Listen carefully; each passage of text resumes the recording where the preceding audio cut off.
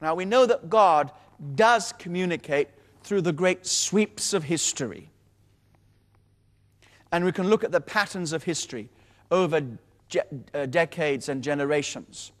And we can see, as we look back over the 20th century, how God has worked, the major things in the 20th century, how God has warned the nations twice in the 20th century. There were 2 great wars, 2 world wars. God was saying, listen, world, you have got to wake up to the fact that without me, you can't solve the problems. There's not going to be peace on earth until the nations turn to Christ. That's what God was saying through the broad sweep of history. And but having said that, we must appreciate that God does not communicate in some kind of cold, impersonal, or mechanical way, some kind of fatalistic way.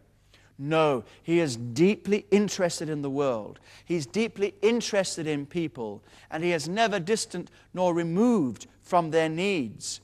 So He is not this capricious, unpredictable God. He always acts in accordance with His own nature.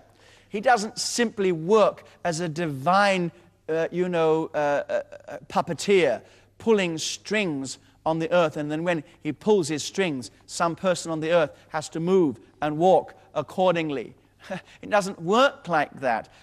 God is not some great despotic controller, some fatalistic controller, and everybody has to walk like robots and machines.